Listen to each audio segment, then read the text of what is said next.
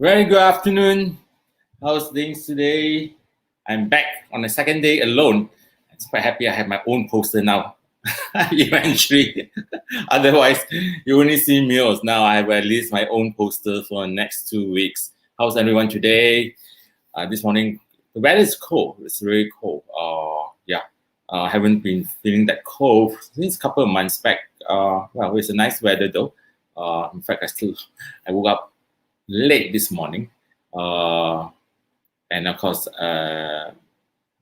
things are quite usual despite it's cold. But then I feel very much so-called alive. Well, I hope that's the same for everyone today. So, what's going to brings you today? Yes, before we start, just some brief highlights. Well, it's the rainy season now. It started since last week. Our friends in the north is getting a bit wet, and this morning, what I've learned in Kedah district, this reported you have a video that shows that they describe, the residents there describe that they are experiencing a mini tsunami. Oh my God, that's quite bad, And in this district near Yan, 3 victims was found dead last night, and 3 more missing victims.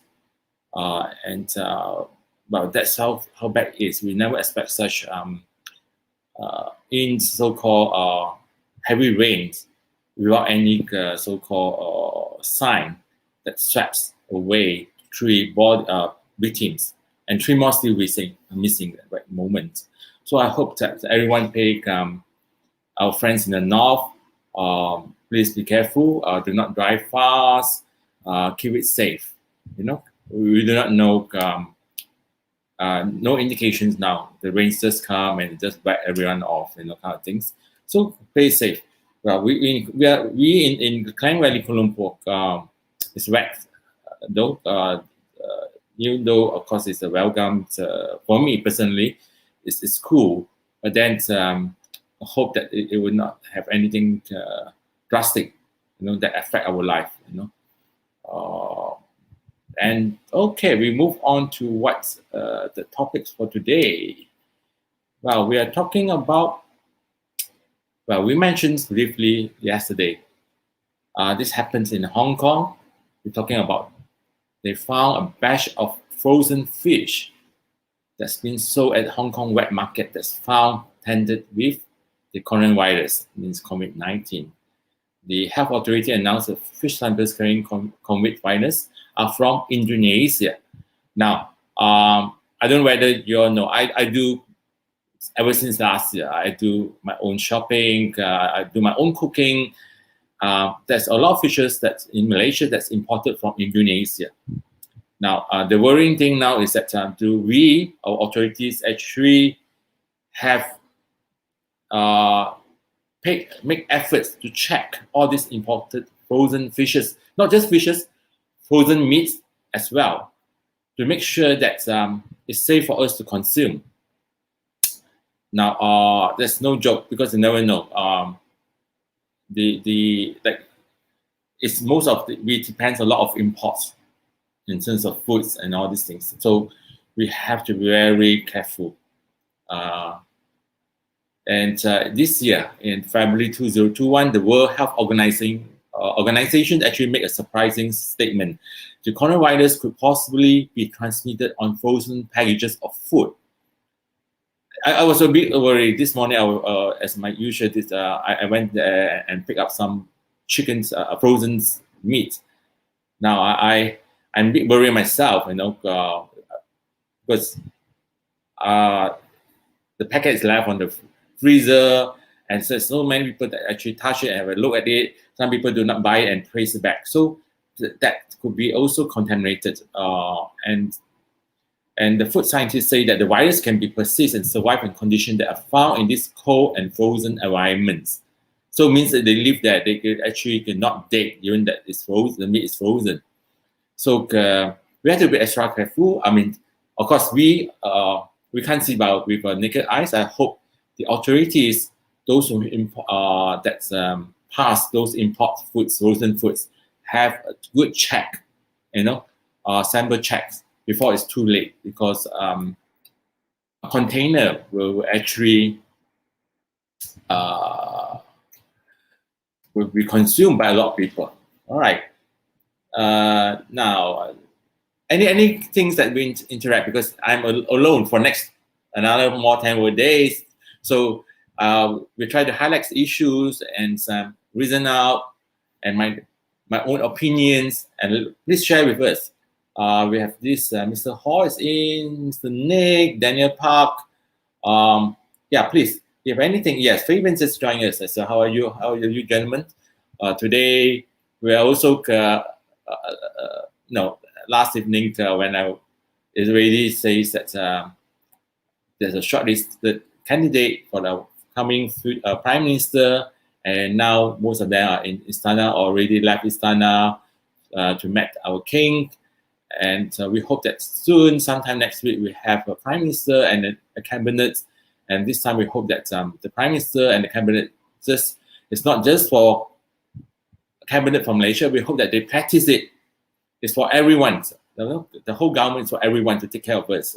Our social welfare, our economies, and all these things. Do not be selective.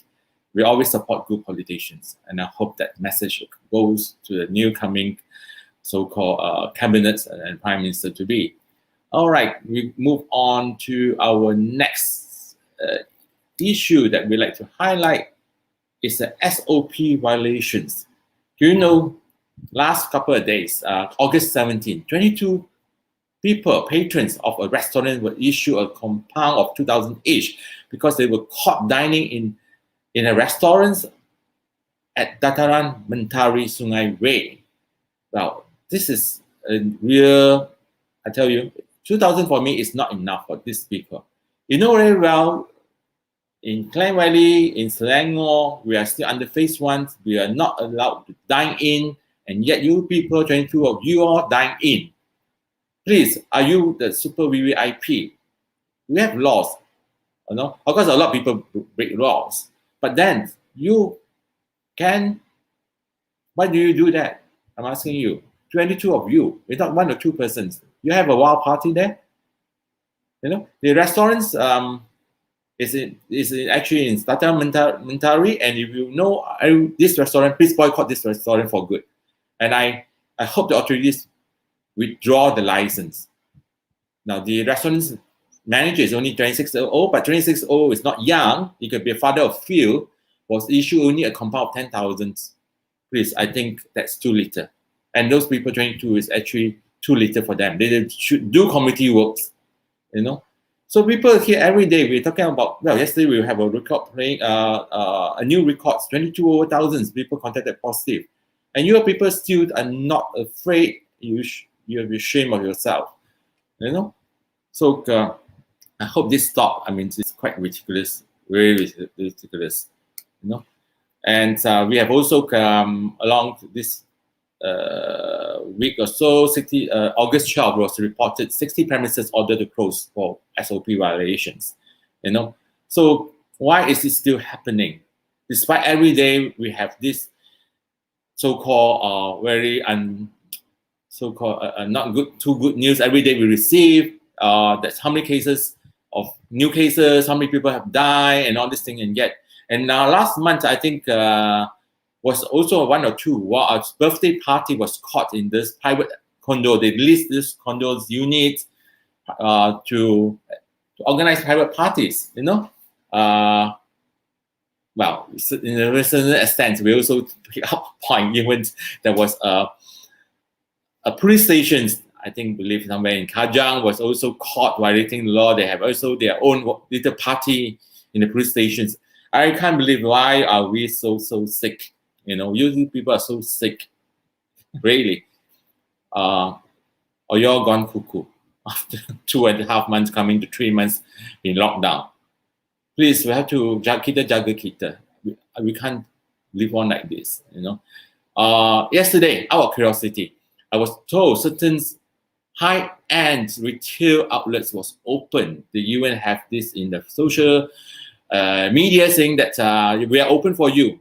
So what I did, I called a premium shopping mall, high-end shopping mall, and I spoke to them. I said, "Hey, I heard that such things happen." They say, "No, only essential business has been allowed to open, like restaurants, supermarket. Of course, lately we have the hair salons, barber shops, and of course jewelry. And the jeweler can open as well, but not in terms of high-end or any branded attire fashion houses."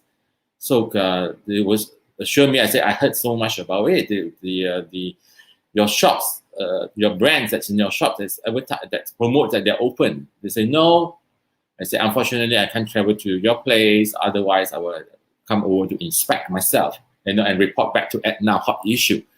So if you all come across such things, please do report to the, of course, you make your life easier. You can actually use Edna community mobile app or to the latest police stations, right? Talking about our, well, I need to touch a bit what's all about app now, the app itself, because we did not elaborate much. We started, just a brief background of those who have first come across with us. We actually make our debuts in 2019 December. It's about 20 months right now. I remember the dates very correctly, 16th of December. So we were live on App Store, which is the an Android store as well, you know, Apple Store and Android stores. It's a free service, community service. When we started this, our intention is actually to enforce the communities to report or to highlight issues that affects them. You know, we have about close to 50 categories, things like illegal stores, illegal advertisements, billboards, or bunting that hang around all the street light. That's all the information. All the local councils in Malaysia do have, till to date, has not given the green light or license for these illegal buntings. You know, they have not.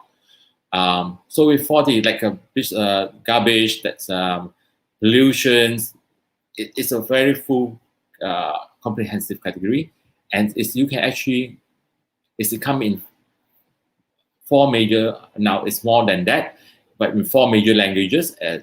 It's like in English, Bahasa Malaysia, you have in Mandarin and in Tamil. You know, So we want everyone to participate. And all these highlights are actually shared. From day one, you can actually trace in December 2019. All those reports are all still in the apps because we want people to share, to comment. For example, if there's something happens like right now in Kedah, we can actually, people in Johor Bahru, if you make the reports with us, someone in Johor Bahru or in Sabah, Sarawak would know. They're able to comment or share their experiences. This is what we want. And we have also an A to Z languages because we also find that people that reside in Malaysia, not only Malaysian, could be Japanese, could be Pakistani, could be Bangladeshi, and all this. We have all the language from A to Z, and we can able to translate that. And it's wonderful because in Malaysia, a lot of people doesn't know. I came to know when we started this app is we have 155 local councils, from city council to district councils, right? And only 10% or less than 10% have their own mobile app that so-called service their own area, like DPKL will service Kuala Lumpur, but they were not able to service people in Putaran Jaya or Shah Alam. So it's only a handful out of 155. The last count we have beginning of the year is less than 10 or maximum 10 of the city councils have their own mobile app, but the rest doesn't have. So app now is actually here because it's shared throughout Malaysia, and someone who use it doesn't need to acquire, let's say, when you travel, because when we're allowed to travel, if you see something is not good, that's why we give them, empower you. Please report it. You take a pictures or video, give a good descriptions, and you send. You do not need to know or worry who governs this area, which district, municipal district. It's auto detect in our app and even the address as well. We're using the Google address locations. So we want to empower everyone to love your country, to love Malaysia, wherever you are. Just we don't want someone. To say it's not my area. I don't live here. I just happen to travel here. No, everything will affect us. Everything that happens everywhere in the world will eventually affect us because, like the COVID-19, we never know. It started so-called in Wuhan, China. It had become worldwide. It can become a pandemic, and this pandemic has been around for almost 2 years, and have new variants coming out. So we want to share, and we want actually everyone to please download this. It's a free service. We do not charge you, and even we do not charge the government. Those things when we have a chance to meet any government officer, we actually tell them if you have spent few $100,000 to build an app, let's say like ours, you have another 90% of the local councils doesn't have app. Government has to spend millions of dollars to build this app. So our apps is actually a free community app. We do not charge user. We do not charge the governments or authorities to use our app. What we have is actually it's built for the community, for the country, and that's why we call ourselves a social enterprise. And we hope that you all support us.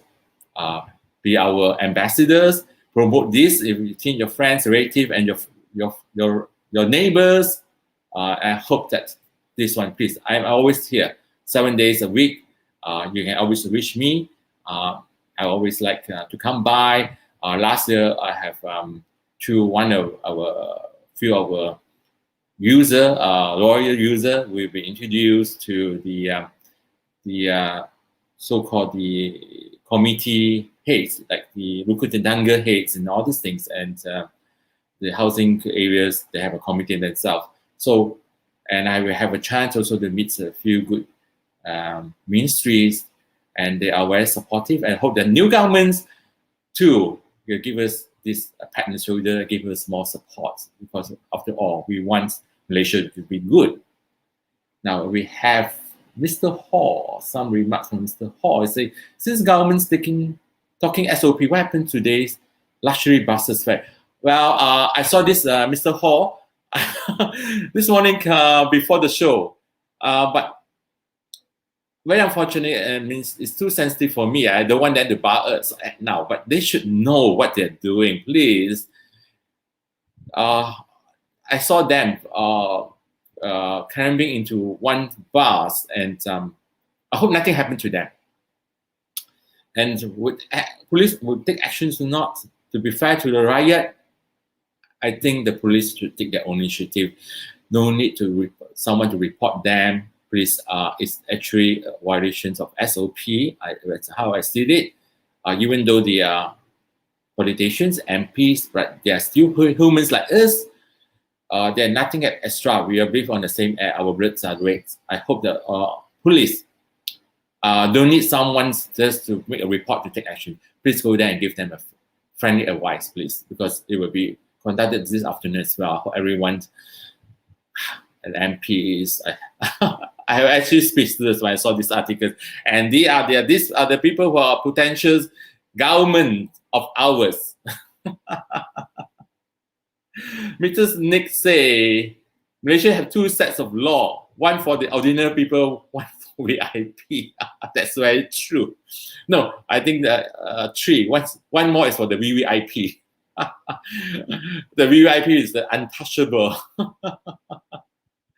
And Mr. Fabian, what you have been here to say? I mean, it's good. You interact with me, so I can actually have a full 30 minutes with you guys.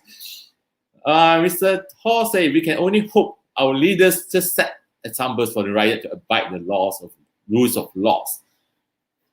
I hope so. I hope they come to their senses, because oh yeah, I mean, this is history. G14 is a real history. We have a third prime minister, even we call it interim prime minister. We have a caretaker. We're going to have an interim prime minister. We actually have three prime ministers in G14. Imagine that. Never before, you know. And when we started, and now I'm glad to say, in the short period, we actually have three governments. We're going to have face three governments in G14. But then, do we see any improvements? We hope this coming one. Honestly, even though G15 is around the corner sometime next year, but I hope the new government that come in, whoever they are, personally I have no prejudice.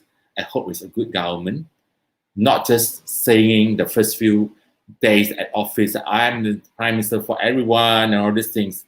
Please practice it, honor it, and do it. Make sure that people that sees you are different. You're different in a way. You're a better prime minister, and always advise your cabinet ministers, your deputies, also so-called do the same as well. Because a lot of times the minister or the deputies practice different things, different what the boss wants. You know, so we hope that we have a good set of government. Regardless who will be on board, because the riots needs good governments. Otherwise, G15 is around corner. I always tell those people that I know, those politicians, I do know quite a fair bit. I say, don't come around shaking hands. Go down to the field where you need us to work for you. You know, you should have been in constant touch with the grounds, with the field. You should be sensible to what the community wants, you know, the riot wants, you know. Of course, we cannot favor everyone, you know, but you have to be fair to everyone, because we are multiracial, all right? And also not only multiracial, we have multi-religions belief, and we have to stick to our rukun tenaga, that we for the leaders are there to take care of our interests.